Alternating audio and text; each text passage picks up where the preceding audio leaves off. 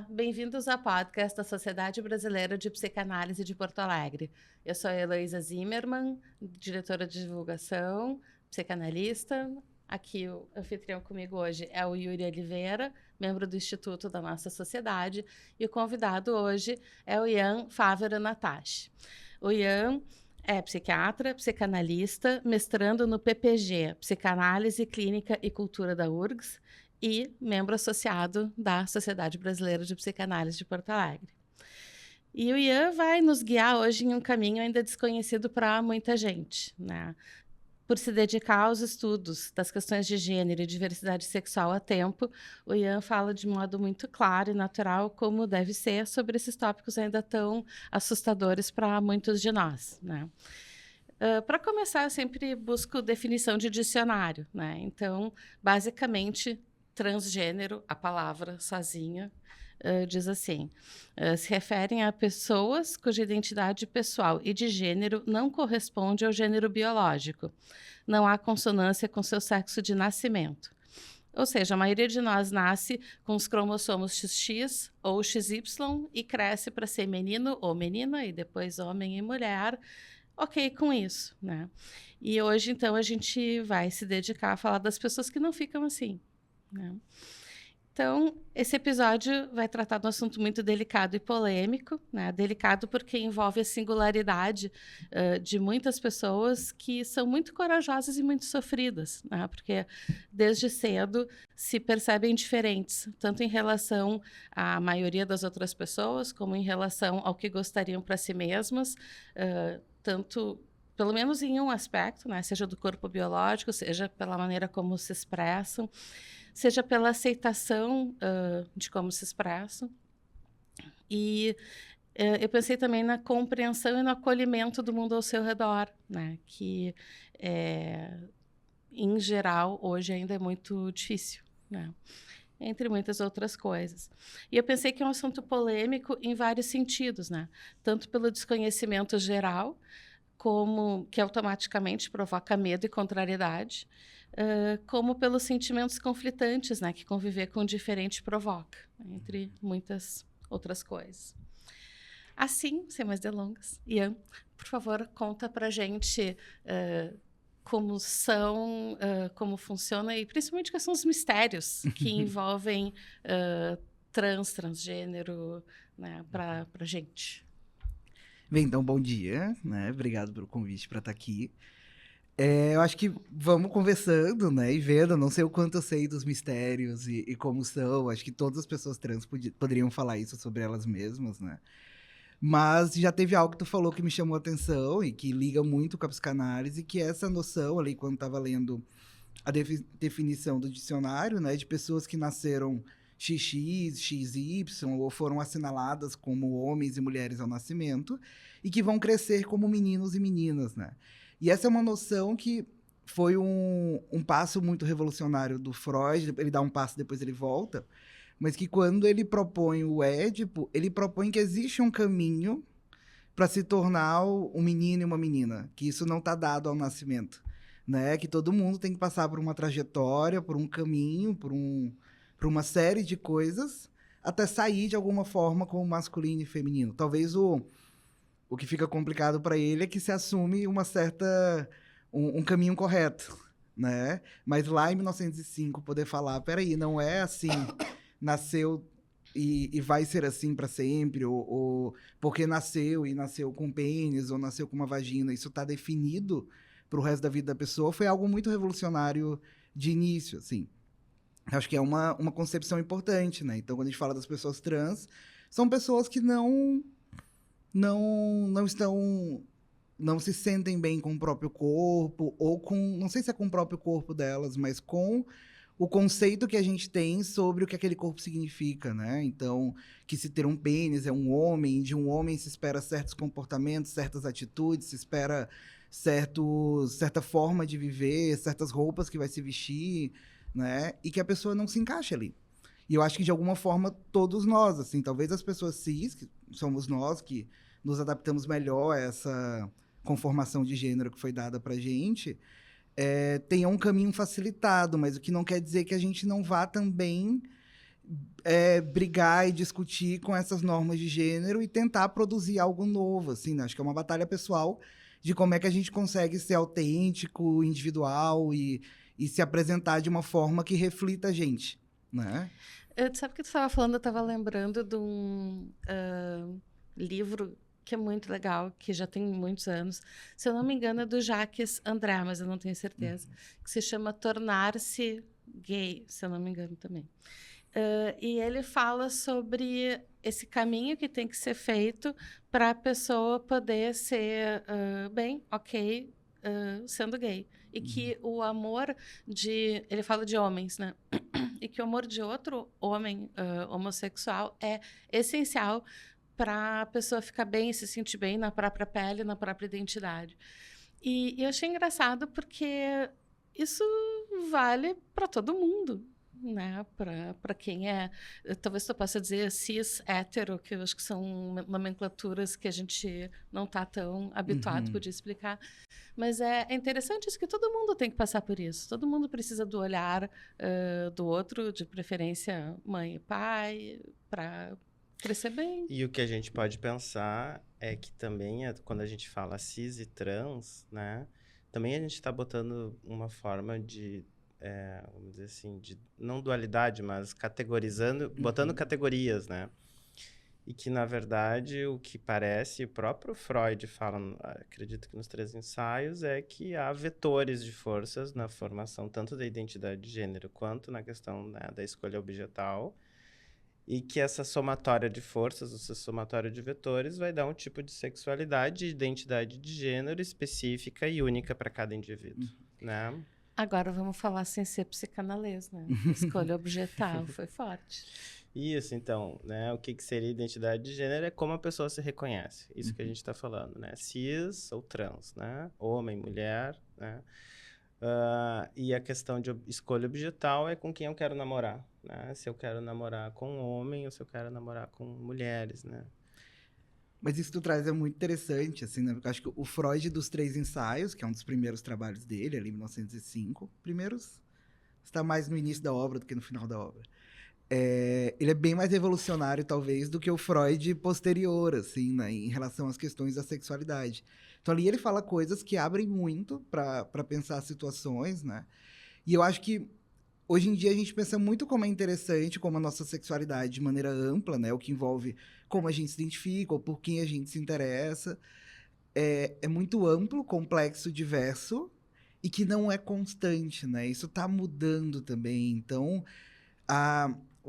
as pessoas que se identificam como bissexuais queixam muito, por exemplo, do quanto elas não são reconhecidas, né? Fica parecendo que não existem bissexuais, existem as pessoas héteros, gays, mas as pessoas bis estão ali. Em alguns momentos elas podem se interessar mais por homens ou por mulheres. Isso não importa muito, assim. Assim como uma pessoa hétero, em alguns momentos, pode se interessar mais por alguém com um certo biotipo, depois com outro biotipo, ou pessoas que vão exercer funções diferentes na vida daquela pessoa. Isso está dentro dessa grande confusão que é a sexualidade, né? E que ela não é para não ser confusa. Então, acho que o Yuri traz um ponto muito importante, que se discute muito hoje, que é, bem, também falar em cis e trans é uma forma de categorizar e dividir, ao mesmo ponto que eu acho que essa é a discussão de vanguarda, talvez, né? De, bem, então a sexualidade é mais complexa do que isso. Para muitas pessoas, esses termos ainda são desconhecidos, e não reconhecer esses termos geralmente envolve o apagamento de pessoas trans, né? Ou assumir que as pessoas cis são o modelo ideal, né? Então, eu sou o modelo saudável porque eu me identifiquei com o sexo que foi assinalado quando eu nasci, e por isso tá tudo ótimo. Mas a pessoa que não se identifica, então, ela tem algum problema, um transtorno, ela precisa ser medicada, ela precisa passar por uma cirurgia, e isso não é verdade, né? Então a gente vive esses 2 momentos, assim, que em certos espaços talvez é muito importante poder falar em cis e trans, enquanto também se discute a validade desses termos, ou quanto é mais complexo do que isso, assim. Eu estava pensando que novidades sempre angustiam. Começar a falar sobre isso em 1905 tenha tomado tantas reprovações que ele até diminuiu, tirou o pé do acelerador, né? E a outra coisa que eu pensei é que a gente fica muito angustiado também quando não sabe, não entende as coisas, né? Então, definir parece que dá uma acalmada, né? Então, assim, menina é assim, menina é assim, ponto. A gente vive bem durante vários anos. Uhum. E o que eu acho que acontece agora é o mundo está mais aberto, está mais menos preconceituoso, né? Mas ainda é muito difícil as pessoas admitirem que elas mesmas podem ter atrações diferentes do que seria aceitável. E então, essa parte do bi eu acho especialmente interessante, porque daqui a pouco assim, tá, a pessoa aceita, ok. Tem gente que é hétero, cis já é um passo a mais, porque aceitar uma nomenclatura nova também angustia. Sim. Ou existem pessoas que são homossexuais, gays, ok. As bi daí já quer demais, Uhum. né? E eu acho muito legal conversar com pessoas que são bi. A primeira vez assim que eu conversei sobre especificamente, eu achei muito bacana, porque era uma pessoa muito querida que falou assim, mas eu gosto de pessoas. Se a pessoa tem o aparelho sexual A ou B, para mim é o de menos. Se você gosta da pessoa, eu tenho carinho pela pessoa, eu vou querer ficar com aquela pessoa. E eu achei poético, achei bonito, né? Não sei se eu sou ingênua, mas eu achei bom. Sim, me parece uma postura mais livre em relação a isso, né? E o que eu acho que tu traz, de que tem certa dificuldade, né? Porque todos nós gostamos de pessoas, né? E as pessoas, quando a gente se relaciona com homens e mulheres e determina que certos afetos são permitidos para aquela relação e para outras não, né? Então, as pessoas hétero vão ter um afeto, talvez, sexual com as pessoas de um sexo diferente, mas com os colegas, com as pessoas do mesmo sexo, vão ter outro tipo de carícias, outro tipo de afeto, né? E isso é uma forma de se relacionar com elas também, né? E talvez, se a gente vive num mundo um pouco mais tranquilo, as coisas circulam de uma maneira mais interessante, assim, né? Eu tenho uma história... Eu tenho uma sobrinha que, conversando com a gente, um dia falou assim, eu acho que eu sou hétero, porque eu vejo que eu me interesso pelos meninos, né? E eu acho que isso é uma mudança de posição muito importante, assim, que é, tá, existem outras possibilidades. Eu sei que eu poderia ser gay, eu poderia ser várias coisas, mas eu percebo que o que corre naturalmente para mim é essa possibilidade aqui. Então, assim, assumir que existam outras possibilidades é uma mudança de paradigma muito importante e que eu acho que as gerações mais novas apresentam isso cada vez mais. Eles lidam com isso com muito mais naturalidade, né? E talvez tenham relações entre relacionamentos, entre amigos e entre uma série de questões muito mais saudáveis do que as nossas gerações tiveram, né? Porque essas assunções de que os homens para se comportar de uma forma, as mulheres de outras, né, engessam e provocam uma série de mudanças no comportamento que afeta todo mundo, né? Então, essa coisa os homens não choram, né? Ou os amigos homens que não podem dividir conflitos ou não dividem entre eles sofrimentos, porque eles vão ser vistos como menos homens, né? Ou as mulheres que em muitos momentos podem sentir que precisam ter filhos e que não podem questionar a maternidade, né?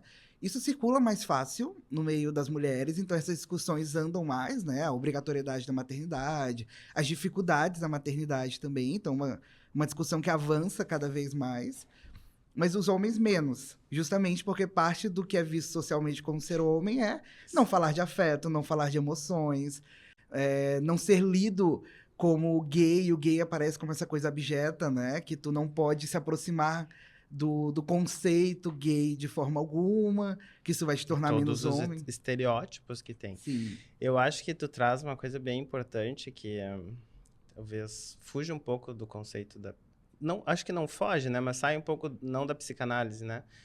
Mas foge um pouco do olhar sobre o indivíduo e vai para uma coisa mais social, talvez, né? Da subjetividade, né? Da formação da subjetividade.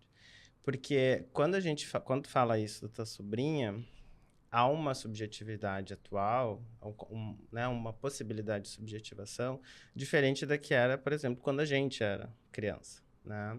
Que não tinha isso, né? Tu não tinha essa possibilidade. Mas eu acho que, no entanto eu acho que a sexualidade, ela vem da mesma forma, né?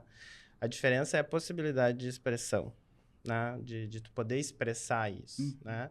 Porque os conflitos existirão, né? Então, todas as questões de masturbação, né? De pulsão, de impulso, de desejo, isso tudo vai aparecer de qualquer forma. Mas as possibilidades de expressão, isso é diferente. E isso se dá de acordo com a sociedade que a gente está. E essa questão que tu fala, né, do homem que não chora, da mulher que tem que ser mãe, isso a gente fala de questões de poder, relações de poder, né, em que a gente está submetido, né? E que aí sim, né, eu acho que é importante falar aqui das questões dos movimentos, né, os movimentos gays, enfim, né, que já vem há muito tempo, né, e de como isso foi criando fissuras, eu acho, na sociedade, e que aos poucos foi podendo se abrir o pensamento para essas coisas, né? E graças também a esses movimentos que hoje a gente pode estar falando sobre isso aqui. E não só isso, mas que a tua sobrinha também pode se dizer com tranquilidade que pensa que, né, se for o caso, vou ser gay, mas eu acho que eu sou heterossexual, né? Então, mas a questão da relação de poder eu acho que é muito importante. E de como a questão, né, do machismo, enfim, né, do patriarcado, isso está muito posta ainda, né? Eu acho que quando tu fala dos movimentos é muito interessante, assim. E interessante pra gente ver o quanto a gente assume coisas de gênero como naturais, mas que elas são mutáveis culturalmente, né? Então, quando pega os movimentos, assim, considerado o primeiro movimento feminista é a luta das mulheres pelo voto. Né? Então, tu tem essas mulheres batalhando para poder votar, porque não era possível votar. No Brasil, até muito recentemente, uma mulher não podia viajar sem autorização do marido, né? Coisas que eram inclusas naquele período dentro dessa noção do que é ser mulher. Então, era certa submissão, era não ter direito a poder fazer decisões políticas, sociais. Desculpa te interromper, mas eu tenho uma coisa muito importante, muito interessante, que é a coisa da pílula anticoncepcional. Sim. Né? Porque daí tu sabe que a tua mulher não vai ter o grau né, vou usar uma palavra que não sei se vocês podem me ajudar, mas o grau de primitivismo e selvageria que a gente vivia até pouco tempo atrás, né? Que se a mulher fosse acusada de estar traindo o marido, ele podia matar e seria impune por isso, né? Porque seria uma legítima defesa da honra. Legítima defesa da honra. Por questões de hereditariedade, né? Porque tu não sabe quem é o teu filho. E isso é uma coisa bem patriarca, né? Do patriarcado. Mas né? Na verdade, não precisava ter filho envolvido. Na verdade, só se ela fosse comprovado que ela estava traindo, já era suficiente. Comprovado, entre aspas. Né? Mas vem da ideia de que ela poderia ter um filho que não seria do homem, do marido. Talvez, sim, tá bem. Mas acho que não sei se primitivismo é a palavra, assim, porque eu acho que esse tipo de relação que a gente falou, o patriarcado segue agindo, a gente segue sobre essa norma, isso segue se repetindo. Então, de maneira muito mais recente, teve uma decisão, eu não vou saber os anos, mas eu acho que 4, 5 anos, quando eu estava na faculdade, isso ainda era vigente, de que as mulheres, para poder fazer uma laqueadura, fazer métodos anticoncepcionais mais definitivos, precisavam da autorização do marido.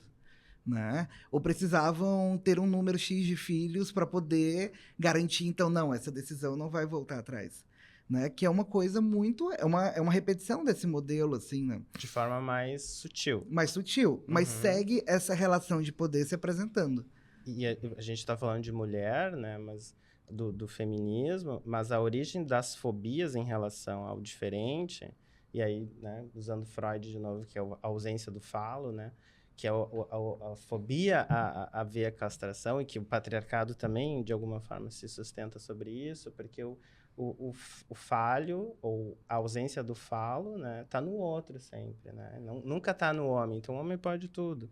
Né? E é uma forma de se manter intacto e de não pensar nessas questões. Então, a misoginia, a transfobia, né, a homofobia, né, isso me parece que está tudo muito interligado e tem uma mesma raiz, né, que é o homem se mantendo nesse poder, nesse lugar de poder maior, e essas outras minorias, que as mulheres não são minorias, mas são colocadas como minorias, né, ficariam nesse outro lugar de alguém que é, né? Sim, a minoria é sempre uma minoria política, a minoria de poder, né? Os negros também não são minoria, mas são politicamente colocados como minorias, né?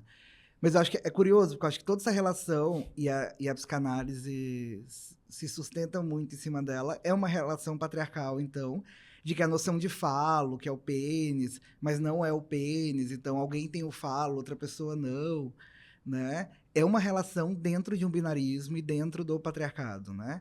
E aí, hoje em dia, a gente discute muito, descolando o falo do pênis, mas Sim. quanto mais se vai a fundo disso, mais se encontra essa relação muito permeada. O que não quer dizer que está errado, né? Porque assim que a gente vive nessa subjetividade, então, do patriarcado, dos homens nesse local, e a gente não é criado fora dessa cultura, a gente é criado nessa cultura. Mas poder perceber que essa relação também não é essencial, no Uhum. sentido de imutável, ou sempre será assim, e sempre foi assim. Essa é uma relação que pode mudar. É a cultura que a gente está inserido nesse momento, né? Então, a coisa dos movimentos, assim, né? Que aí teve as mulheres lutando pelo direito de voto, de direito de existir, de ter conquistas políticas que hoje parecem pequenas até, fora, não a questão do voto, mas outras comparadas ao que se tem hoje enquanto direitos, né? Dali começa também uma luta de direitos pelos direitos LGBT. Então, isso vai avançando e a Uhum. cada momento daquilo eram aquelas pessoas que eram o horror, Uhum. os desbravadores. Não tá vindo uma palavra Eu tava Os pensando assim, disruptivos. Desculpa. disruptivos, isso? eu estava pensando em transgressão. Sim. E eu pensei na questão da sociedade em que a gente se insere, que é, com certeza, paternalista, patriarcal, mas eu acho que com o tempo, nos últimos, vamos chutar 100 anos, parece que esse tecido tem ficado mais friável e as mulheres têm tomado mais poder, né? No início, a Melanie Klein e a Anna Freud, para falar de psicanálise, eram muito relegadas a um plano Uhum. muito inferior e lidavam só com criança, que também é um ser inferior. Sim. Mas com o tempo me parece que pelos movimentos todos as mulheres têm ganhado mais força e eu acho que e eu concordo contigo. Eu pensei em transgressão por isso, né? Mulher querer votar, né? Criança diminuir maioridade penal, então criança já é responsável pelo quê? Eu acho que esse tipo de discussão amplia muito. E o que eu penso, assim, né? O que está ameaçado nessas situações, né? O problema são as mulheres adultas daquele momento votar. E o problema é uma menina, uma criança que se identifica como mulher, crescer e já entender desde sempre que ela pode votar. E que ela pode votar e pode fazer outras coisas, ou discussões mais recentes em relação ao casamento gay, em relação ao aborto, em relação à adoção de crianças por casais do mesmo sexo, né? Então, se pode se fazer isso, as coisas vão se expandindo, né? Então, o teu filho vai estudar numa escola que talvez tenha uma criança que foi adotada por um casal do mesmo sexo, ou que tem duas mães, ou que tem dois pais. E como é que é isso, assim, né? Então, essa criança vai crescer com uma outra noção do que é possível e outra relação em relação a essas questões que ameaça de alguma forma o que é constituído para aquela pessoa como correto, como natural, né? E é sempre isso que está ameaçado, assim, né? Essa noção de natural ou de certo, que é o que a gente vê muito nas discussões políticas, assim. Então, os Estados Unidos recentemente teve um retrocesso, na minha opinião, e proibiu o aborto em vários Uhum. estados, né? E isso ameaça as pessoas de muitas formas, né? Para além da decisão pessoal, Uhum. mas para questões de saúde pública, né? Então, essas coisas sempre estão em jogo e sempre estão ameaçadas, né? Cada direito que as minorias conquistam, eles nunca estão garantidos, né? Uhum. Eles nunca são fixos, eles nunca são permanentes. Isso eu Né? ia dizer que a cultura ela muda e ela é diferente dependendo do lugar onde a gente está, né?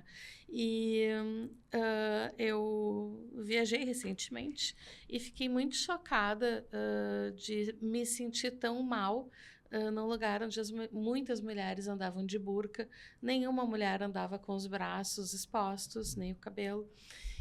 E eu senti como o que a gente tem aqui no Brasil, assim, que eu tinha como dado, não é assim em todos os lugares. E quando tu falou sobre, né, crianças que crescem, né, eu tenho muito perto de mim uma situação em que meninas que eram criadas por uma mãe e uma amiga da mãe muito presente, assim. E daí, quando foi autorizado o casamento homossexual, elas se casaram e ficou tudo certo. Então, assim, essa turma que eu acompanho nessa situação estavam na primeira série, primeiro ano do ensino fundamental. Então, assim, essa turma inteira, e mais uns anos acima, uns anos abaixo, cresceu com isso dado, né? A fulaninha e o fulaninho têm 2 mães, e deu. E isso foi um alvoroço, né? Para muitos pais naquela situação, até que deixou de ser. Né? Então, assim, isso eu acho que talvez a gente tenha que levar em consideração quando a gente trata de pessoas, né, que precisam de um tempo para se habituar, mas vão ter que se habituar. A coisa da adaptação ao novo tem que. Né? E outra coisa que eu estava lembrando de um programa que eu gostava muito uns anos atrás, que era Queer Eye for the Straight Guy, acho que chama, né? Sim. Que seria o olho queer pro homem cis. Pro homem hétero, homem... E era muito legal, muito divertido. E daí eu não sei o quanto é preconceito meu, mas me parece que o humor de homens gays é mais divertido. Não sei se é preconceito, se tem mais liberdade de pensar ou de falar. Eu lembrei de um personagem que é o queer, digamos assim, que ele usa barba e desde quando ele está de batom, desde quando ele está de saia, a liberdade dele me parece muito grande, e talvez isso seja uma coisa que afete negativamente, que assuste a muitas heteronormatividade. pessoas. Mas essa série é muito curiosa, né? Porque, na verdade, tu tem o Queer Eye, que são sempre 5 homens, né? Isso. E cada um deles é especialista em alguma coisa e vão ajudar um homem hétero, que na minha visão é meio, assim, não deu conta de fazer coisas básicas da vida. Então, vai ajustar o guarda-roupa da pessoa, porque um homem hétero não pode escolher roupas legais, né? Então, ele precisa da ajuda de um gay, que é, assim, nessa noção, é quase uma mulher que vai super entender de roupa. Mas quando tu fala de uma coisa, eu fiquei pensando, né? Quando tu disse, né? Que o tecido social tá mais maleável, algo nesse sentido, para se questionar, né, para permeável para outras ideias, né, que as mulheres, tem mais mulheres em locais de poder. Mas eu me questiono que muitas vezes as mulheres ganham, né, mais foco, mais poder, mas elas, de alguma forma, elas continuam repercutindo essas ideias patriarcais, né, ou machismo, né, porque não necessariamente as mulheres são feministas, né? Não necessariamente as mulheres se dão conta. Porque quando tu vai para esses países muçulmanos, isso é uma loucura, né? A gente enxerga aquilo como uma falta de liberdade terrível. Só que tu vai falar com elas, não é raro, muitas, aliás, falam que elas se sentem mais protegidas por estarem com aquela roupa, né? Porque daí por baixo eu posso usar o que eu quiser, não preciso me arrumar. Uma série de, sei lá, intelectualizações, né? Mas que se sentem... Então, eu acho isso importante, porque também isso, né? Do hétero que precisa da mãe para arrumar o quarto, do hétero que precisa, né? Não sabe lavar uma louça, não sabe... Porque meu filho não foi criado para isso, né? Então, ele vai ter uma esposa também. Sim. Daí, essa é interessante isso que tu fala, do gay que, de alguma forma, ele tá nesse lugar que é homem, mas que também pode entrar por essa questão mais feminina, né? Sim. E o Queer Eye é isso, né? É um pro guarda-roupa, é um pro cabelo, é um pra ajudar a cozinhar, um pra organizar a vida. A casa. E a casa, assim, isso é o básico de uma pessoa poder ter a vida dela, né? Tu se apresentar como tu gosta, se tu se importa com o estético ou não, né? Mas isso ali vira um problema e tu precisa de ajuda de outras criaturas que não podem ser homens héteros, né? Que vão saber algo dali. Mas acho que o Yuri traz algo muito interessante quando a gente fala de outras culturas e de pessoas que possam parecer pra gente muito conservadoras ou limitantes, né? E eu acho que a questão que entra aí é sempre a questão da escolha, né? Se a pessoa pode usar uma burca por escolha, tá ótimo, né? Agora, se ela não tem essa opção, né? Aí é outra história que precisa ser vista, né? Mas isso acontece com a gente, né? Nós podemos sair de vestido, por exemplo, e almoçar tranquilamente daqui a pouco, né? O quanto isso também é uma questão que não está tranquila na nossa sociedade. Assim, a gente também tem um nível que a gente pode ousar, que vai ser aceito e é tranquilo, mas a gente também tem nossas regras culturais que pra gente parece muito óbvio. É mais confortável, né? Mas que também são difíceis de lidar, assim. Mas sabe que aqui eu não sei o quanto é preconceito da gente também, porque e eu tava pensando naquela propaganda da Dove, eu acho que era pedir para guriazinhas assim, perguntava como é que se corre que nem menina. E elas corriam normal. Então assim, essa coisa de como menina vai ser mais frágil, mais pudica, talvez venha em algum momento da vida não inicial, como tu estava falando antes, se adquire isso ou se impõe isso, se, né? Eu acho que a questão do Queer Eye que me chama a atenção. Bem, qualquer pessoa poderia ocupar aquela opção, aquela situação e ajudar o outro. Mas a premissa da série é que vão ser 5 homens gays. Isso. Isso precisa. O Queer Eye é um olho. É mais o olhar, né? Essa coisa de um olhar gay para um homem hétero. Essa construção da série, que é uma série antiga, que já teve várias conformações de quem estava ali, e é sempre essa conformação. E não é falando mal da série, eu acho ela divertida, já assisti várias vezes. Mas é ela como exemplo da cultura, né? Do que é permitido. Repercutindo a cultura. Porque eu ia pensar uma coisa. Não iriam convidar essas pessoas para fazer um programa sobre investimento em bolsa de valores, né? Algo assim. Nesse sentido. Acho que esse é o ponto que tu está trazendo. Sim. Né? Porque a ideia de alguém... vou colocar o que eu estou pensando assim até para vocês. Mas há uma desvalorização, né, do que essa pessoa, esse personagem, até onde ele pode ir, né? Eu acho que essa que é a questão, assim. Então, ocupar o lugar da mãe que não ensinou, que fazia isso para o filho, tudo bem, né? De uma forma engraçada, de uma forma extrovertida, né? Alegre, enfim, tudo bem. Mas será que a gente ia trazer essas pessoas para falar sobre medicina? Um médico trans, né? Então, acho que esse é o ponto, né? Eu acho que isso também é muito... A gente estava falando da psicanálise, da Ana Freud, da Melanie, que tiveram que batalhar muito para ocupar certo espaço, assim. E eu acho que a gente vive um momento muito recente de resgatar tantas mulheres intelectuais da psicanálise que que têm obras muito importantes e foram renegadas. A Karen Horney, por exemplo, é uma que tem sido resgatada, teve um livro recente publicado por uma editora aqui de Porto Alegre, e isso vem surgindo cada vez mais, né? De poder parar e olhar o que as mulheres escreviam e que por décadas foi considerado menor, né? Então não podia ocupar o espaço, né? Ou não podia ser um seminário sobre elas, mas quantos seminários sobre homens na psicanálise a gente tem, né? Quantos autores homens a gente consegue falar que são autores que a gente estuda, né? A Melanie certamente é uma mulher que quebrou muito essa bolha e assumiu esse espaço, é uma das grandes autoras da psicanálise. Mas fora ela, talvez a gente tenha dificuldade de citar muitas outras mulheres que ocupam um espaço tão grande quanto dela. Né? Então a gente está pensando que então era só os homens, era só o Winnicott, o Bion, o Green, que eram muito incríveis e produziam coisas muito legais. Nesse tempo as mulheres estavam tranquilas.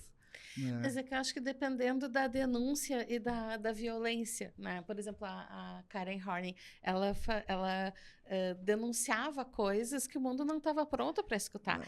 A gente esteja nesse momento de abertura e ver o que acontece, como as coisas evoluem. Sim. Eu conheço uma psicóloga trans, que, se eu não me engano, ela é de Sergipe, mas ficou muito tempo aqui em Porto Alegre, fazendo o mestrado, não sei se o doutorado, acho que também, que é a Sofia Fávero, que é absolutamente maravilhosa e tem livros maravilhosos também. Psicologia Suja, que é o último livro dela, é incrível, assim. Mas eu acho que isso denuncia algo de como a psicanálise é rígida, né? De como, bem, há pouco tempo, então, começou o movimento de, então, vamos propor algum tipo de formação que permita mais pessoas negras participar das instituições psicanalíticas, né? Porque era algo que não tinha também, eu tinha numa quantidade assim, a discrepância com a população geral ou com as turmas que se formam da faculdade era ridículo, né? E por que que é isso? É porque as pessoas não se interessam ou é porque a psicanálise não tinha certa abertura para isso?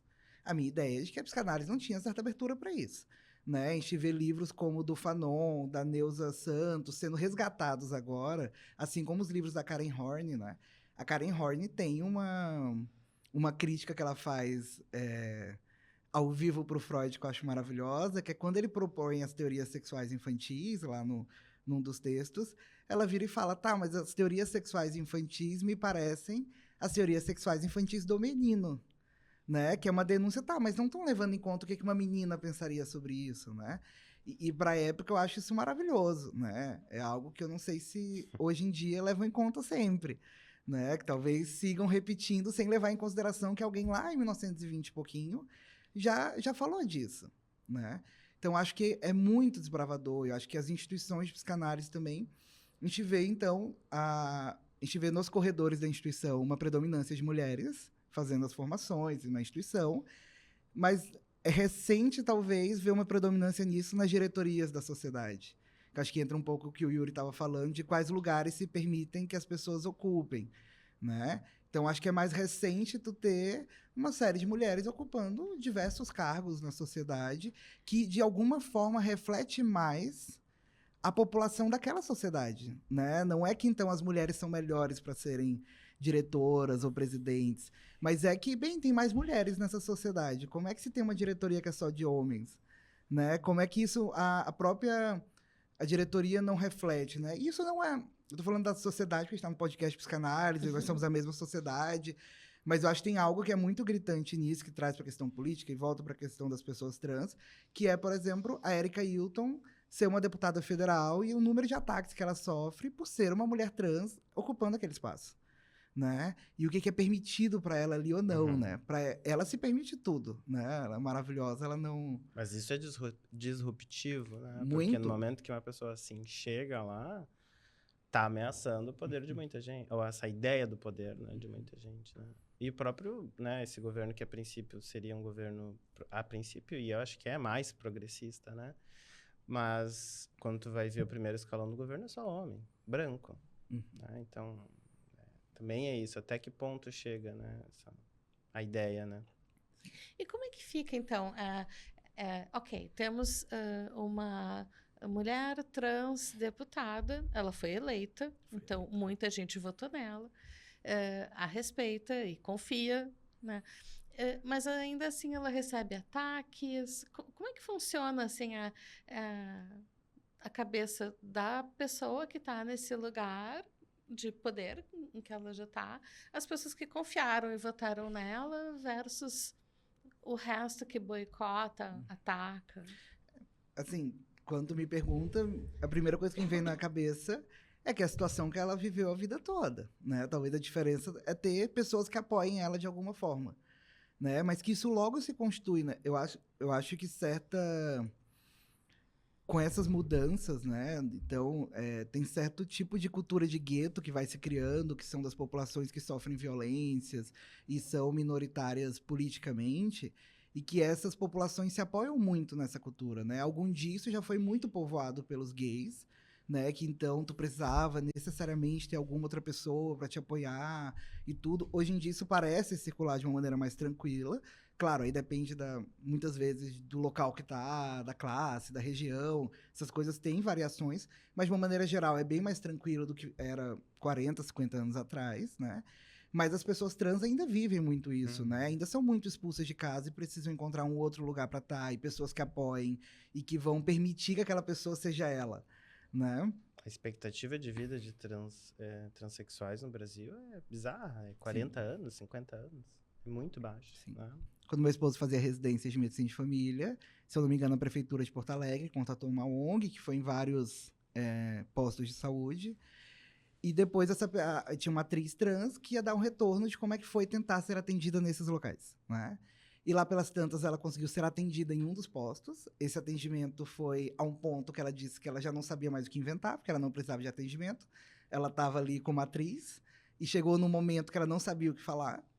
Mas alguns postos ela não passou de segurança, né? Ela não conseguiu acessar a secretaria para falar, eu preciso de um atendimento, né? Então, tem muitas coisas muito proibitivas, né? E tem uma outra camada da história que eu acho melhor, que essa atriz trans era uma atriz cis, né? Foi uma mulher que foi contratada e aí, de alguma forma, foi lá e do jeito que se vestiu e tudo, se vestiu de uma forma que as pessoas fossem ler ela como uma mulher trans, né? E isso gerou todo tipo de violência e proibições para uma pessoa que está buscando atendimento num serviço de saúde, né?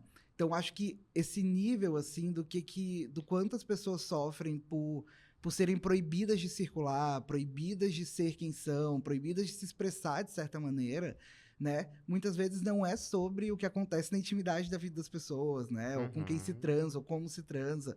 A questão é o quanto isso é disruptivo para uma apresentação social, né? Então, algumas coisas são mais permitidas para mim, porque eu sou um homem branco, eu ocupo certa posição, então posso usar Já é um brinco, sou médico, né? médico. Tá no sul do Brasil, de alguma forma é Isso, mais fácil, né? sim. Então, Então eu posso usar um brinco grande, eu posso usar uma pulseirinha colorida. Isso não vai ser lido me afetando as minhas relações pessoais, eu não vou ser proibido de entrar no local, talvez principalmente pela branquitude, né? Mas o que aconteceria se eu fosse uma pessoa negra, periférica? O que seria permitido para mim? E aí é permitido muito menos, né? E eu acho que a Erika Hilton, ela quebrou muitas barreiras para estar ali.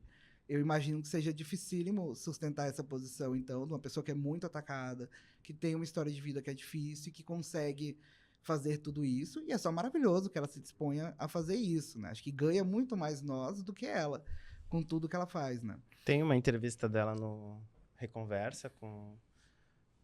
Me fugiu o nome do jornalista, Reinaldo Azevedo. E a mulher é casca dura, assim, né? Ela é... Enfim, pra estar ali, realmente, ela tem que... Ela já passou por muita coisa, né? Eu amo Não, muito. Desculpa. ela não é ingênua. Não. Eu amo muito uma entrevista dela, que é meio uma piada, mas que reflete algo muito, muito cotidiano, né? Então, assim, quem são as mulheres que podem ocupar geralmente espaços de poder ou cargos de poder, né?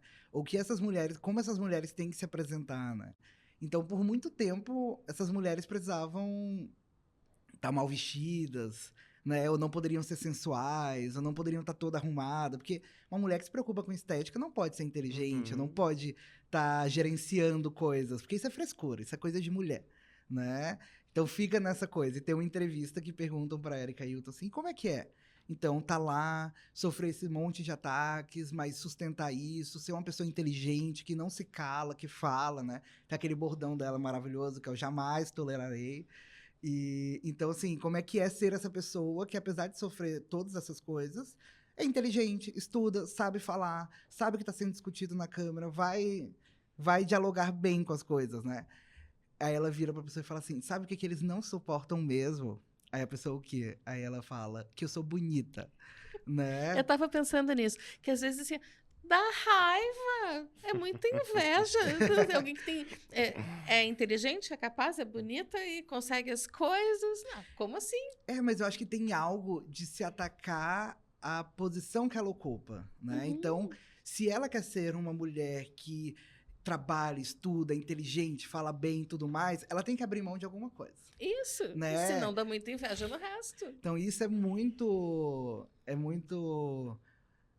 problemático, assim, né? E ela sustenta essa posição.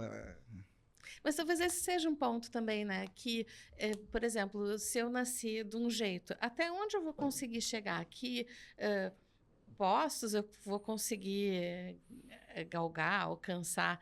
E eu acho que transgredir, né? Até entrar, sei lá, ao ponto de se vestir como quer e se cuidar como quer e como é que a gente diz own it, no sentido assim de eu tenho esse poder e faço isso com o pé nas costas, né, brincando. Eu acho que isso também, além de assustar e tal, tudo que a gente disse, eu acho que a inveja de sustentar isso também é um ponto forte. Sim.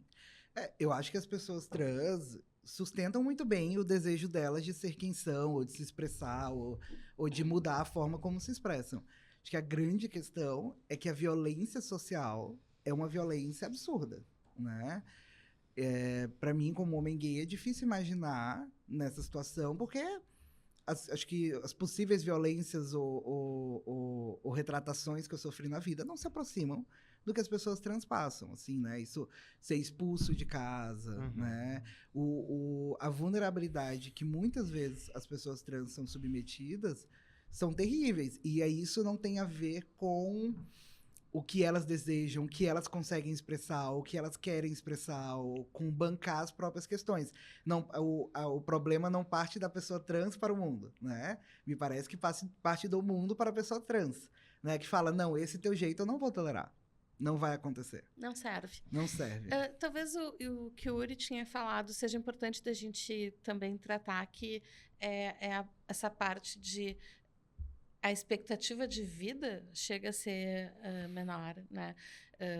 Do tipo de violência que as pessoas trans sofrem e o que elas fazem com essa violência, porque uma coisa é ok, briga com o pai por algum motivo e é expulso de casa, mas daí chega na rua e é bem aceito por um monte de gente e segue a vida com esse trauma. Quem é trans são repetidos. São repetidas violências.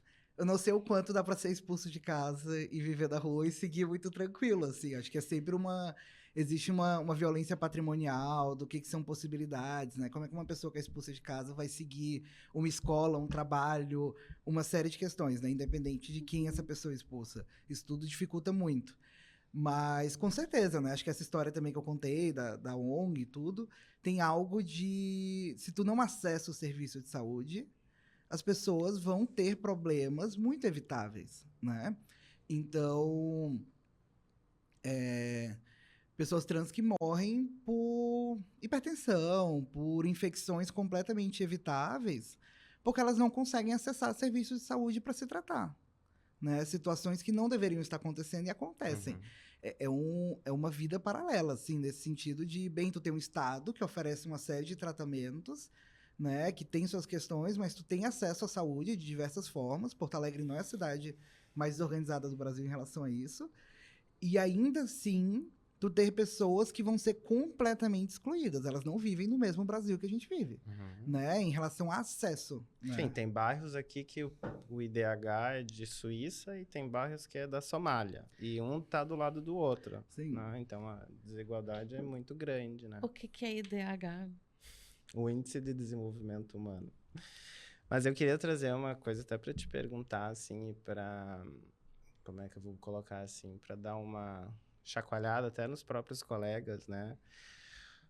E olhar para a gente, enquanto sociedade, enquanto psicanalistas, né? Porque quando a gente começa a falar disso, a gente vai para as questões metapsicológicas, por exemplo, e aí vira né, uma coisa muito confusa, porque daí querem enxergar de uma forma, como já foi descrita.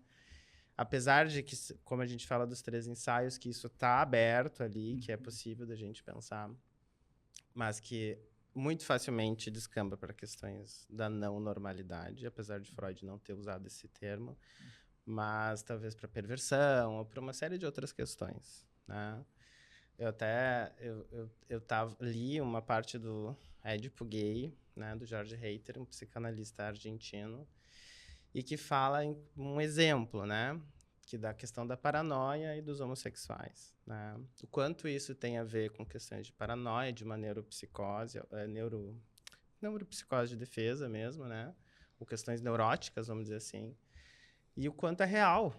Porque tu tá falando dessas pessoas trans, porque elas sofrem uma violência real. E o quanto isso vai influenciar na subjetividade, a gente está querendo usar uma métrica que foi útil e é útil e funciona para pessoas que não passaram por esse tipo de subjetivação, né?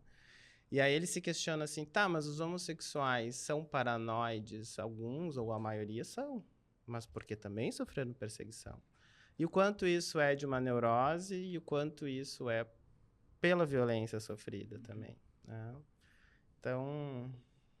Sim, que eu acho que muda completamente se tu começa a pegar certas construções psicanalíticas feitas por Freud ou por outros autores no século passado, né, com certa população, né, então com a forma que certas pessoas viviam, e tu quer transpor isso eternamente para outras formas de vida em outro século igual, né? Isso inevitavelmente vai dar errado. Eu acho que essa noção, que aí são termos psicanalíticos, mas que de uma sexualidade infantil para os homossexuais, Imatura, né? polimorfo, Imatura. perversa, né? Uma série de questões.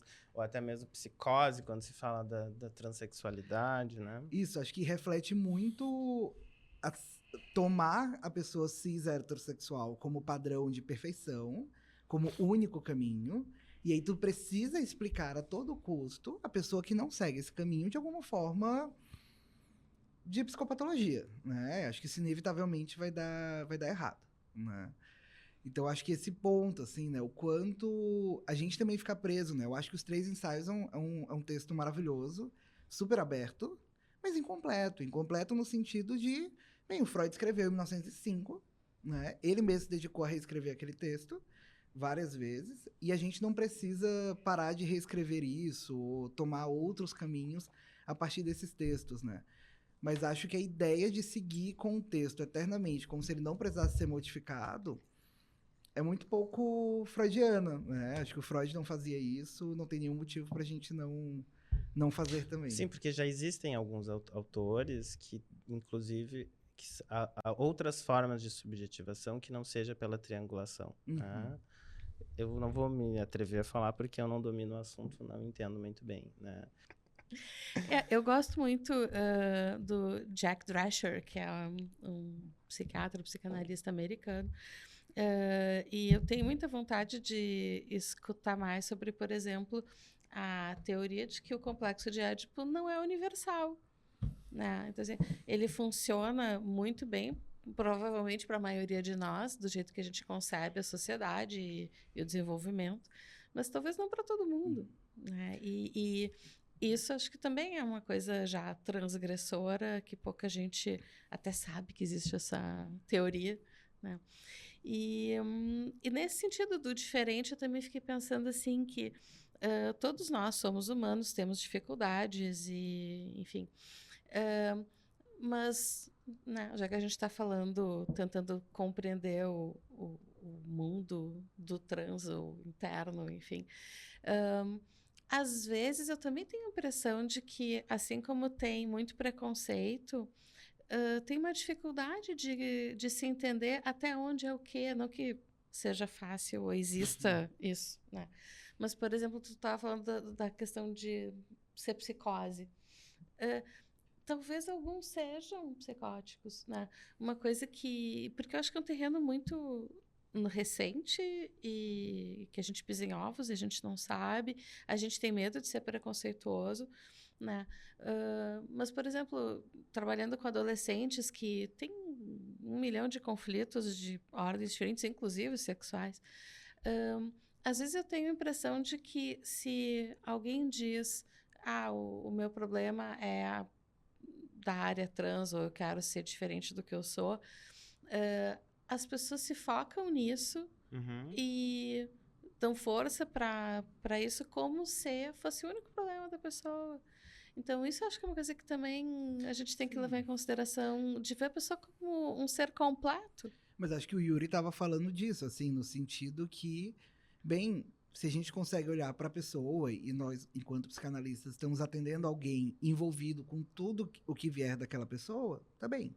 Acho que a grande questão é quando... E aí a psicanálise fez isso durante muito tempo, né? O George Reiter, nesse livro, ele consegue pegar certos artigos de outros psicanalistas e falar claramente o que as pessoas estão falando, né? Mais do que talvez o que a gente está falando, que é falar de sensações de corredor, de seminários, né?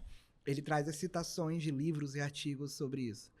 Mas a questão é assumir que aquela pessoa é psicótica ou é paranoide porque ela é trans ou porque ela é gay. Acho que esse é o ponto que se faz, que é uma hiperpatologização a partir de algo que é só uma característica da pessoa.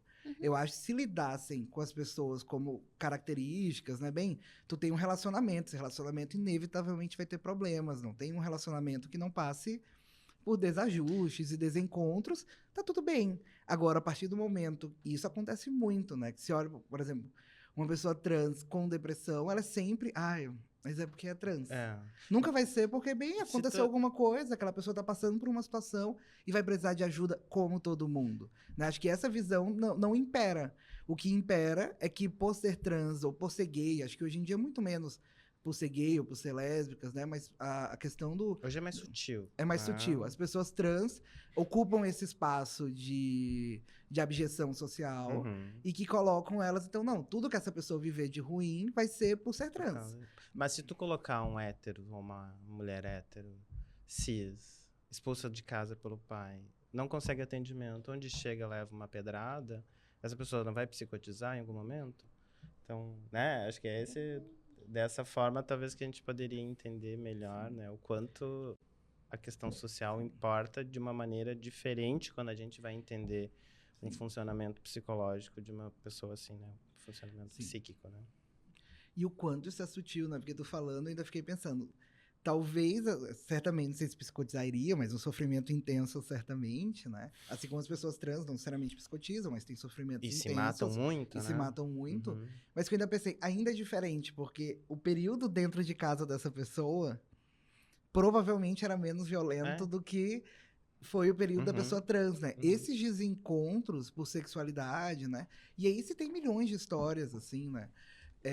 Mas ele é muito violento, né? Fisicamente violento, simbolicamente violento, né? É realmente muito tenso, assim.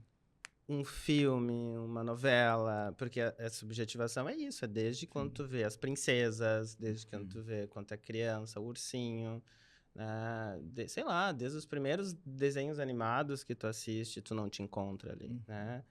É muito raro algum material para criança que aborde algum tipo de diferença, né, de novas sexualidades, né, ou de diversidade sexual, porque quando se coloca isso, outra coisa que a gente tem falado aqui, né, que está mais aberto, mas ao mesmo tempo que tem uma ação de se abrir um pouco mais, se levanta uma reação absurda no país, né, de um conservadorismo atávico, né? Então, assim, é muito complicado, porque esse processo de formação da sexualidade, né, do desenvolvimento da sexualidade, ele é permeado pelo desenho animado, é permeado pelo coleguinha, é permeado pro aniversário na escolinha, né? Então, ele tem um monte de fatores e que para alguém que que é gay, vamos dizer assim, já é diferente, né?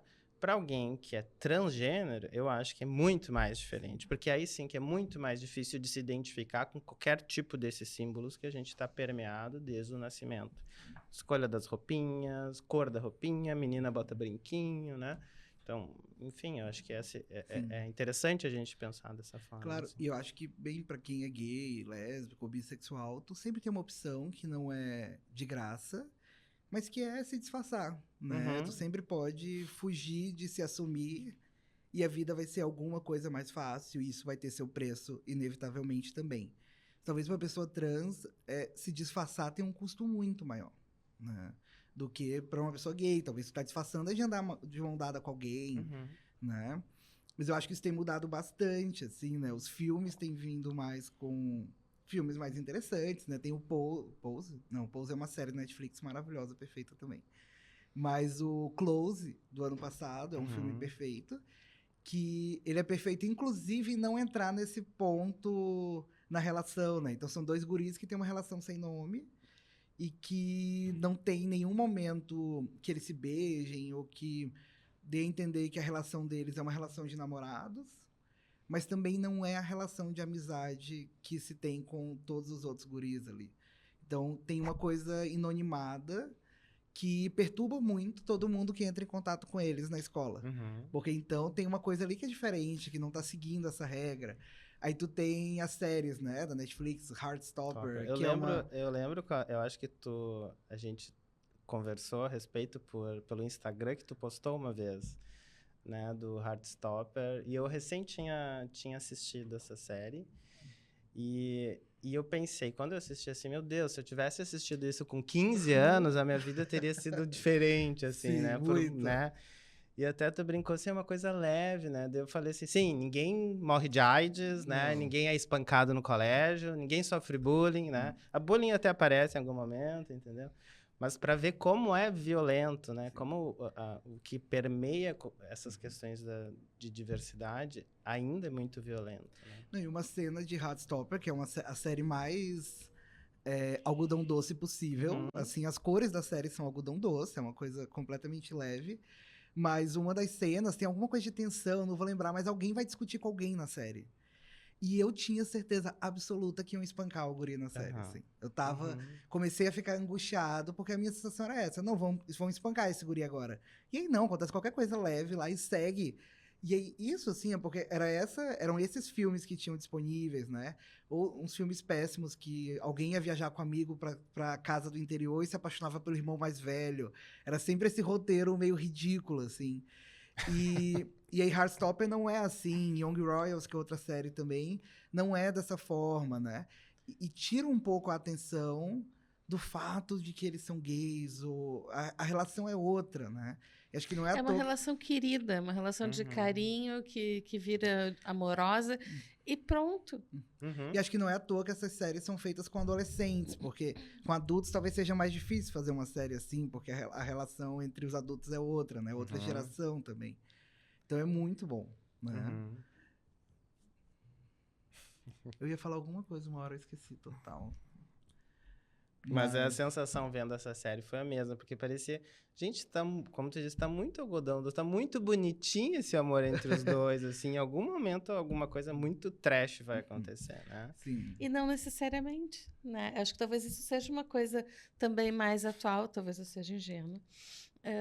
Mas eu tenho a convicção de que as gerações mais jovens, elas têm entrado com essa mente mais Acho que aberta sim. e as coisas podem ser queridas mesmo e não necessariamente trágicas, como para a gente era. Eu atendo uma... Enfim, ela falando do colégio, né, e tal. E aí, então, e esse menino e tal. Daí ele tava lá com o namorado. Ela nunca tinha falado, ele é gay, ele não sei o que. Daí ele tava lá com o namorado dele, não sei o que e tal. E é uma cidade do interior, isso. Pequena, né? E eu, assim... então ele é gay, eu que trouxe a questão, assim. E como é que é entre os teus amigos, assim? Ela me olhou com uma cara, assim, tipo... Como é que é o quê? Qual é o teu problema? Sim. Porque eles são...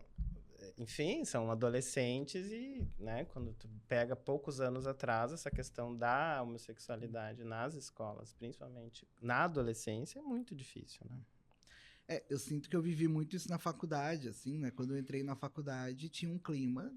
No meio da faculdade teve um grande acontecimento e o clima mudou, né? Das pessoas poderem se assumir e estarem tranquilas na faculdade. Isso foi bem importante.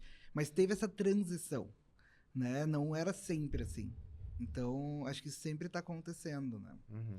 Sabe que eu tenho essa sensação que tu falou, para mim já é quase antiga. Eu acho que as pessoas, os adolescentes e adultos jovens, quem está na faculdade até há mais tempo, anda com gente que tem namorado, namorada, tudo tranquilo.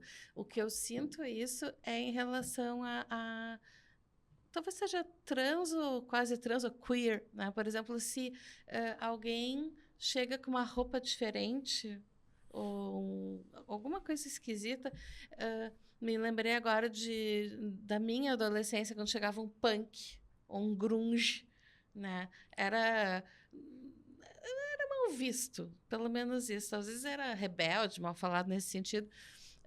Mas agora parece que dá essa sensação de estranheza quando a vestimenta, quando a atitude é diferente.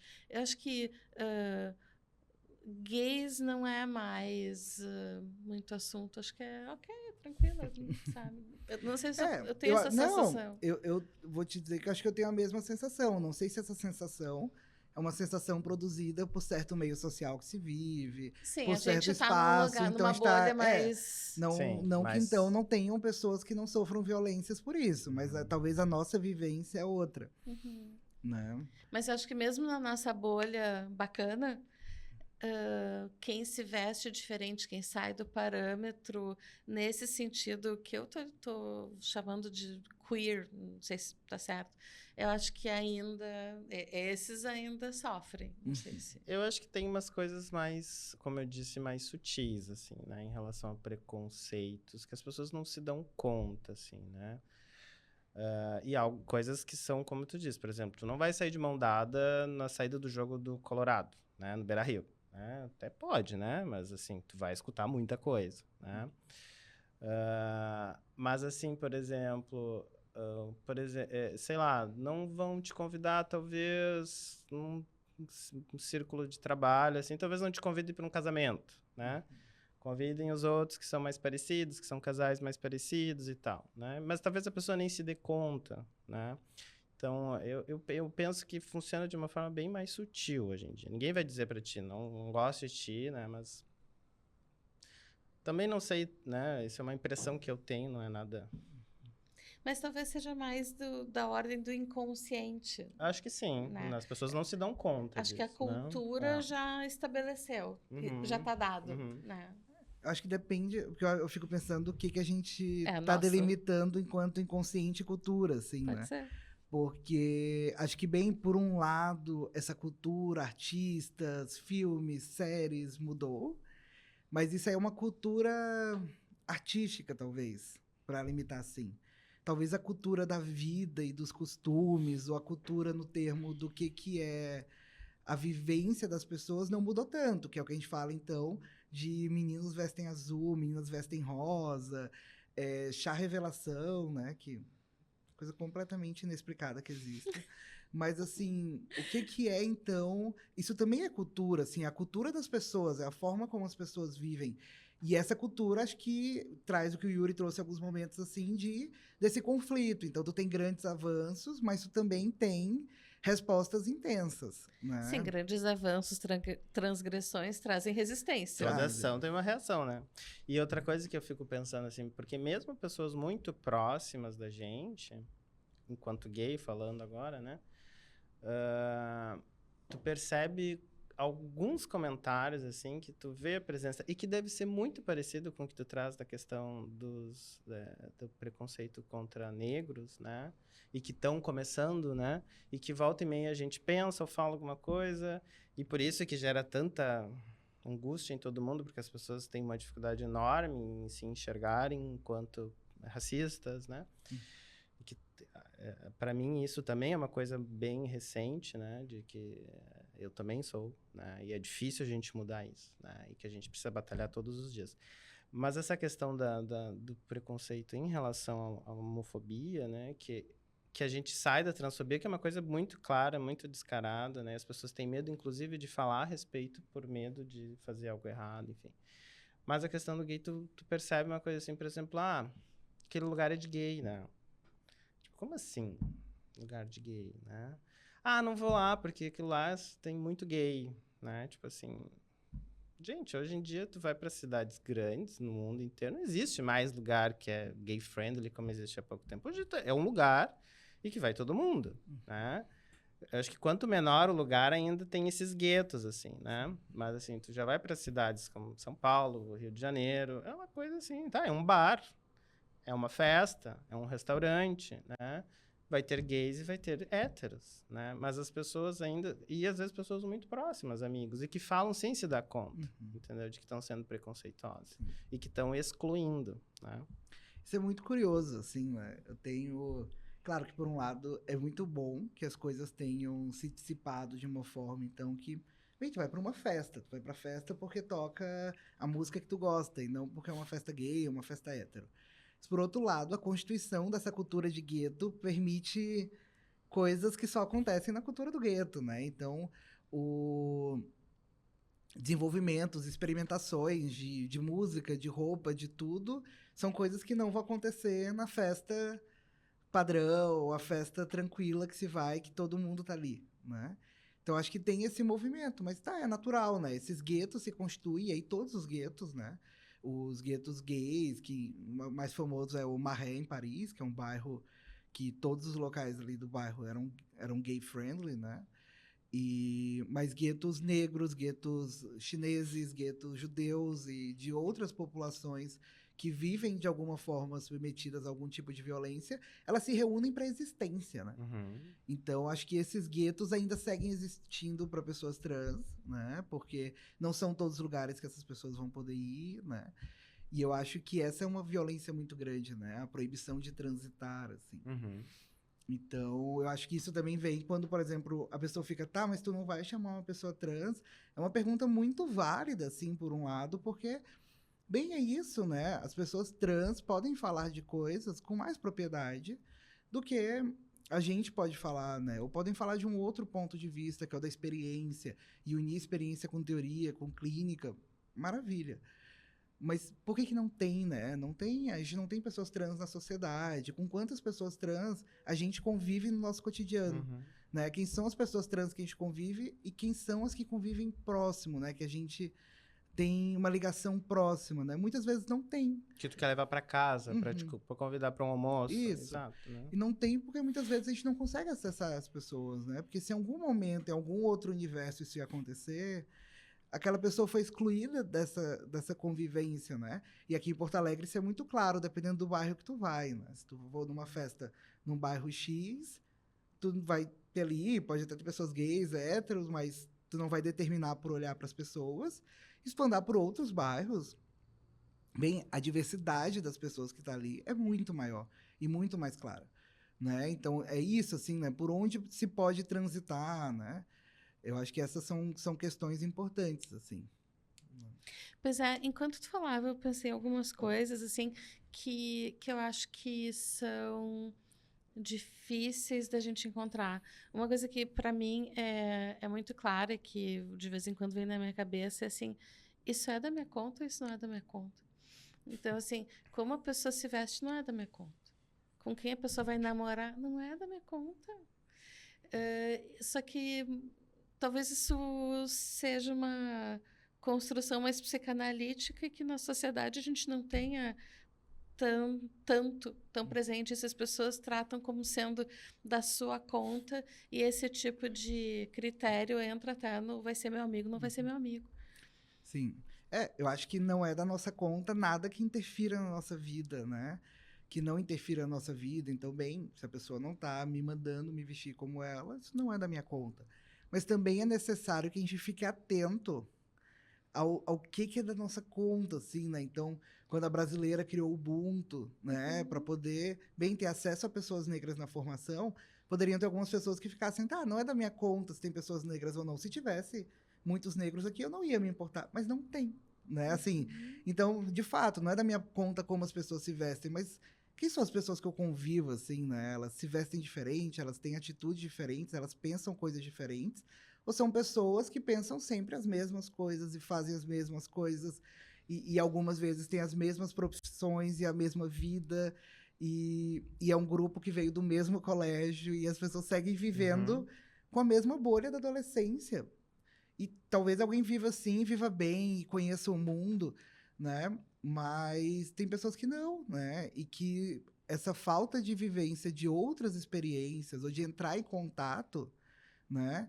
Ela pode ser muito prejudicial. Assim, o não é da minha conta tem que ser sempre um respeito à autonomia do outro. Ao outro. Não pode ser não é da minha conta e aí eu apago o outro Pra da manter- existência Eu porque eu abstraio, vivo... Pra manter o status quo. né? Sim. E é o que acontece muito, assim, né?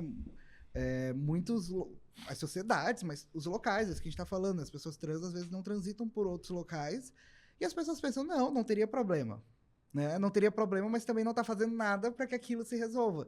Eu acho que esse é um ponto importante, as coisas precisam andar, né? Sim, Precisam mudar. Isso acaba naquelas frases, tipo, não tem nada contra gays, né? Tenho até um amigo gay, né? Essas coisas assim.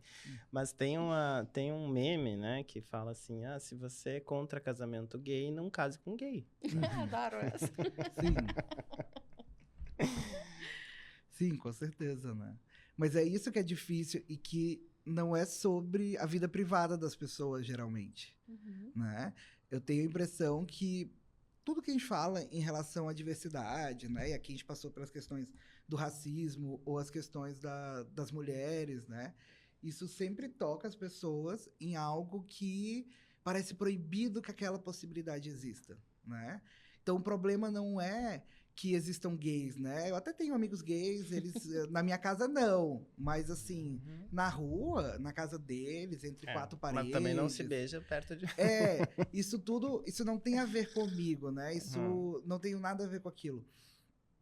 Mas também não convive com isso, né? Então, assim, tem algo que me às vezes me soa um repúdio àquela possibilidade, né? Então, tu não vai conviver com gays, com pessoas negras, com mulheres que ocupem outras posições ou tenham atitudes que não estão programadas para as mulheres, né? Ou com pessoas trans, porque aquilo expande, né? Expande para a gente para lugares que não são esperados e não sendo esperado, ele é problemático, né? Vai desacomodar a gente.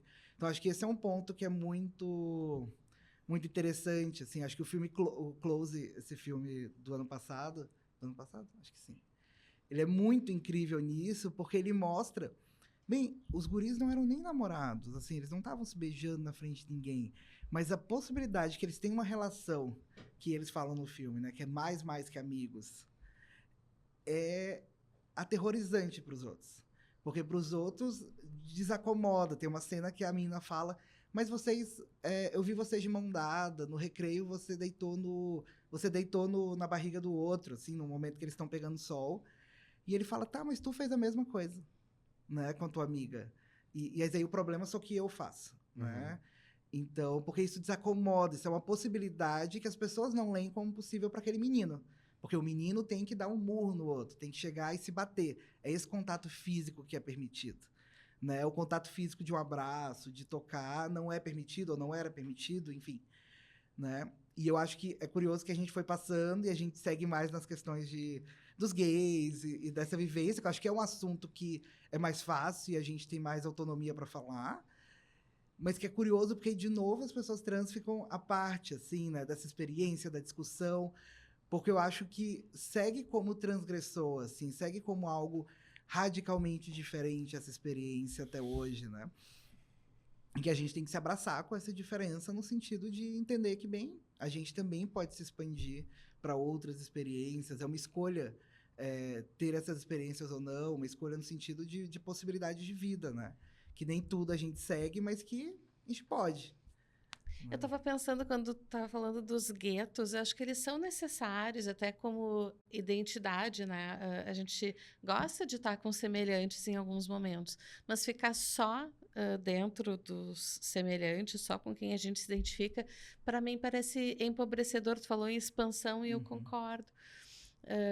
E sim, eu acho que é difícil para a gente se expandir e tentar ir devagarinho para entender o que acontece no mundo interno e externo do trans, e tá difícil para a gente abraçar isso. Acho que isso já é um ponto importante para a gente.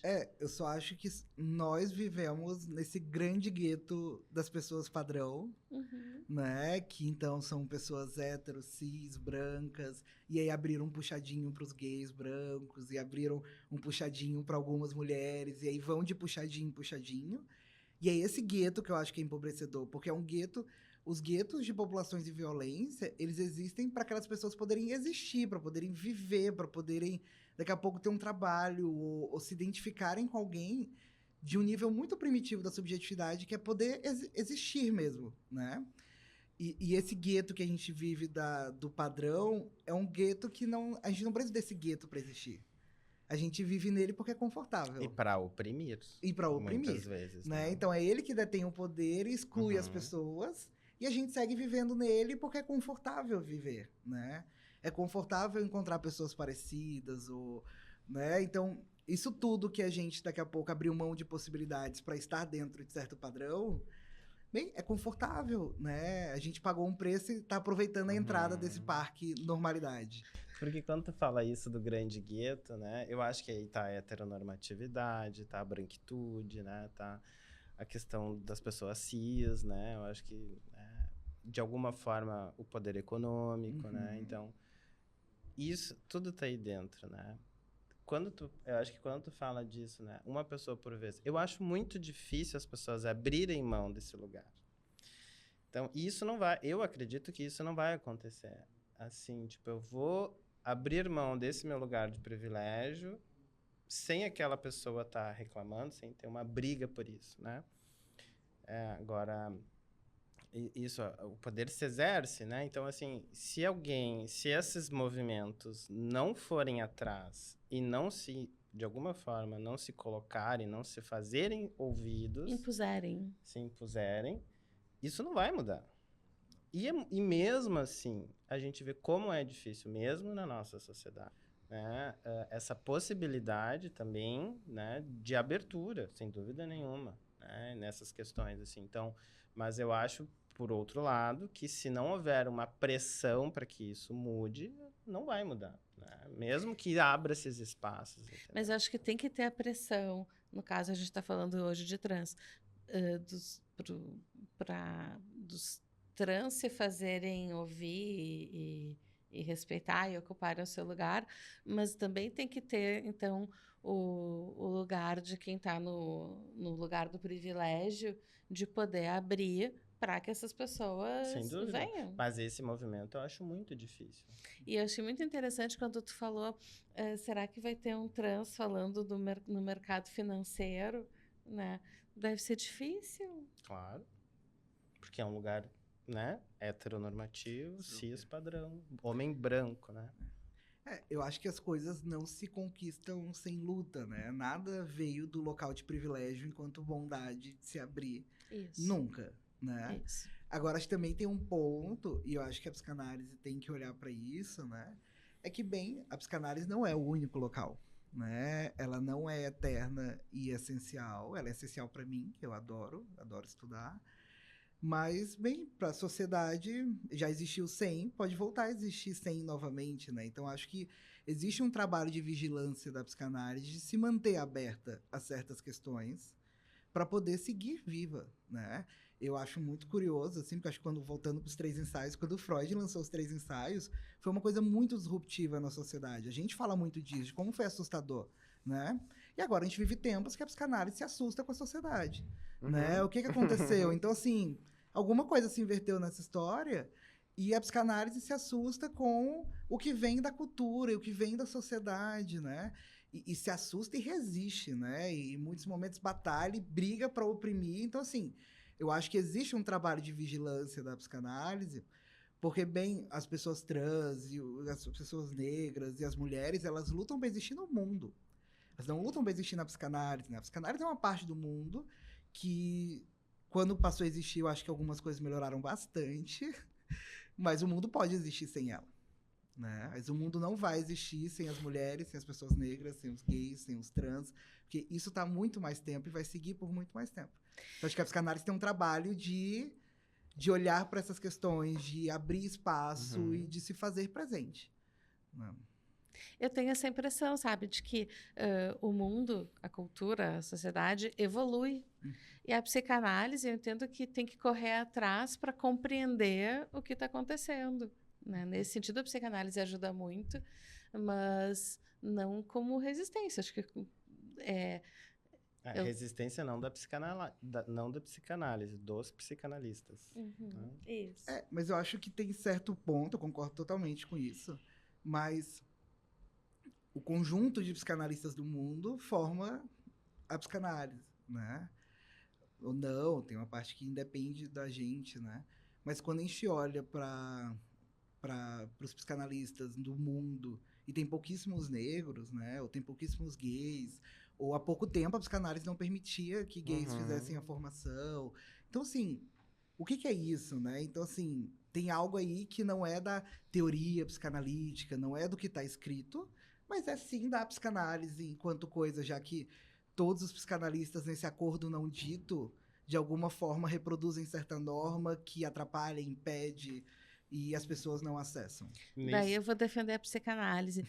Não todos, né? Não todos, nunca todos, mas assim, existe um comportamento geral que sempre tiveram alguns ali batendo, brigando, mas... No Édipo Gay, eu achei muito interessante a primeira parte, porque ele fala que a psiquiatria, de alguma forma, entre aspas, normalizou a homossexualidade antes do que a psicanálise. Isso é uma barbaridade a gente pensar isso, né? Porque... É vergonhoso para a psicanálise. É vergonhoso para a psicanálise. Então, já existia muitos psiquiatras no mundo e esses psiquiatras faziam muita pressão, né? Para ser aceito, então, em análise, em informação analítica, né? Então, é difícil pensar isso enquanto psicanalista, enquanto, né, membro de uma sociedade também. Então, eu vou dizer uma coisa que frequentemente eu digo para amigos enfim, que é o seguinte: as pessoas chegam e dizem, ah, mas psicanálise não é bom, eu não gostei porque eu tentei, já não deu certo. E eu digo assim, o método é bom, eu garanto que a psicanálise é ótima. Às vezes, a pessoa a quem a gente procura que não é bacana, ou não dá a Sim. liga, mas a psicanálise é boa. Não, a psicanálise é maravilhosa, né? Eu É. falo isso tranquilamente porque eu tô nessa Isso. posição de bem. Eu decidi fazer uma formação, que é uma formação longa, acabei de virar membro da sociedade, né? Acho que é essa posição de que eu tô escolhendo batalhar pela psicanálise. Mas E a eu, ideia... e eu nem sou membro, a gente tá aqui só se queimando. Mas acho que tem algo de poder escolher batalhar pela psicanálise.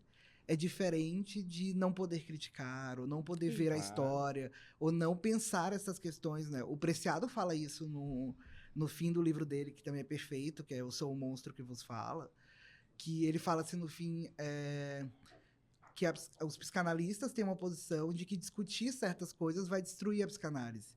E ele vira e fala, não, é discutir elas que vai manter a psicanálise viva. Né? Então, acho que é essa postura que tem que se ter, assim, né? Sim. Lembrando que todos somos humanos, né? Então, assim, vão haver psicanalistas que vão abraçar o novo e vão haver os que vão rejeitar. E eu acho que o que a gente tenta fazer aqui é isso, né? E tu tinha falado, né, Yuri, antes sobre os preconceitos. É muito difícil chegar alguém que diga eu sou preconceituoso. Né? A gente não gosta de ser preconceituoso, a gente não gosta de se dar conta que é preconceituoso. São golpes ao narcisismo da gente ver que, ups, né, falei uma coisa que não foi bacana. Então, acho que com isso eu aproveito para já pedir desculpas caso eu não tenha falado alguma coisa bacana ao longo desse episódio difícil, né? Acho que a gente está chegando no final. Então, Ian, mas o que tu acha que a gente ainda não abordou, que tem que abordar hoje? Não, O que dá para deixar para os próximos? acho que tem quilômetros de coisas para serem abordadas, mas acho que para a proposta do podcast, né? Começar uma conversa e que isso possa movimentar coisas, né? Muito bem, Yuri. Eu acho o tema super pertinente, né? Difícil, como tu falou. Inovador, eu acho, né? Gera muitas angústias nas pessoas. Eu acho esse, né? Acho que um dos objetivos, eu acredito que seja esse, trazer esse assunto, né? Dar uma mexida, assim. Sim. Bom, eu certamente estou me sentindo um pouco mais sábia ou com mais cultura a respeito do tema, mas não muito.